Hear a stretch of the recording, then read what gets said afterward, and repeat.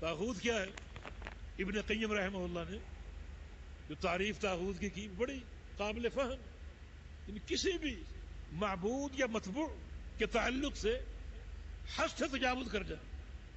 معبود کون ہے؟ اللہ تعالی۔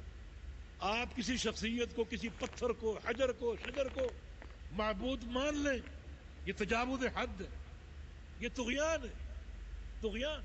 سیلاب کو طغیانی بولتے ہیں، دریا میں طغیانی، یہ جو پانی کا جو ایک لیول، جو ایک حد ہے، اس سے اوپر جا چکے، یہ طغیانی۔ کسی بھی شخصیت کی ایک حد ہے، اس حد سے بڑھانا یہ طغیانی اور طاغوت ہے۔ معبود کون ہے؟ اللہ تعالی۔ اس کے علاوہ کسی کو معبود مانو گے، کسی قبر والے کو، کسی زندہ کو، کسی مردہ کو، کسی نبی کو، ولی کو، فرشتہ کو، یہ طغیانی۔ اب حد سے بڑھ گئے، اس شخصیت کو آپ نے حد سے بڑھا دیا۔ اگر وہ شخصیت اپنے معبود ہونے پر خوش ہے، جیسے فرعون کہ میں تمہارا رب، مجھے سجدہ کرو، دعوت دے رہا ہے، خوش ہے، تو وہ شخصیت خود طاغوت بن گئی، اور اس کو ماننے والے بھی اسے طاغوت قرار دے رہے ہیں، دونوں طاغوت۔ اور اگر وہ شخصیت ناخوش ہے، جسے عیسائی عیسیٰ علیہ السلام کو معبود مانتے تھے، مگر عیسیٰ علیہ السلام کی یہ دعوت نہیں تھی، وہ اس دعوت سے اظہار برات کریں گے، وہ شخصیت بری ہے۔ اس طرح مطاع اور متبوع، اطاعت، اتباع، یہ کس کا حق ہے؟ یاد رکھو، اطاعت صرف اللہ تعالیٰ کا حق ہے، صرف اللہ تعالیٰ کا، اور کسی کا نہیں۔ شارع کون ہے؟ اللہ تعالیٰ۔ احکام بنانے والا کون ہے؟ اللہ تعالیٰ۔ فیصلے کرنے والا کون ہے؟ اللہ تعالیٰ۔ صرف اللہ کا حق ہے، حق اطاعت۔ تو رسول کی اطاعت کیوں؟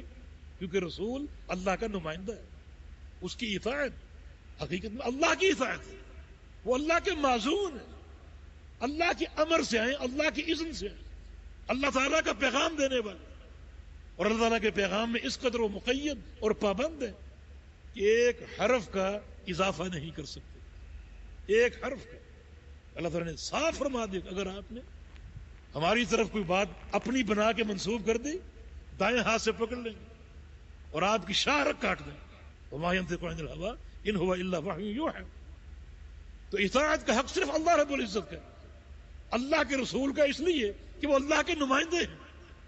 تو اس کے علاوہ اگر آپ کسی کو حق اطاعت دے دیں اور پورے دین کی عمارت اس کے سر پہ قائم کر دیں کہ جس چیز کو یہ حلال کہے اس کو ہم حلال مانیں گے، جس کو یہ حرام کہے اس کو ہم حرام مانیں گے، تو آپ نے طغیانی اختیار کی، اسے اس کی حد سے بڑھا دیا، خود بھی ایک حد سے بڑھ گئے۔ آپ کی متعین حد یہ ہے کہ آپ اللہ کی اطاعت کریں اور اللہ کے رسول کی اطاعت کریں، اللہ اور اس کے رسول کے علاوہ کسی اور کی اطاعت کریں گے، یہ طغیانی۔ اور وہ شخص اگر اس بات پر راضی ہو کہ میری اطاعت کی جائے، لیڈر مانا جائے مجھے، پھر وہ خود طاغوت ہے۔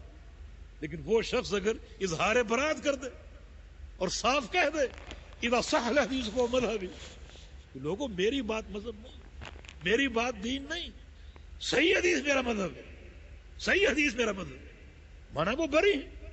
امام احمد بن حنبل کا قول ہے لا تقلدنی ولا تقلد مالکا ولا شافعیا ولا اوزاعیا فخذ من حیث اخذوا، میری تقلید نہ کرو، شافعی کی تقلید نہ کرو، مالک کی تقلید نہ کرو، اوزاعی کی تقلید نہ کرو، حالانکہ یہ ائمہ اس امت کے اساطین ہیں، نہیں، تقلید نہ کرو۔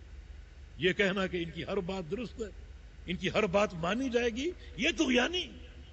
واجتنبوا الطاغوت، طاغوت سے بچو، اس طغیانی سے بچو، دونوں امر کے صیغے، تو اس سے بھی توحید کے وجوب کا اظہار ہو رہے، دونوں امر کے صیغے۔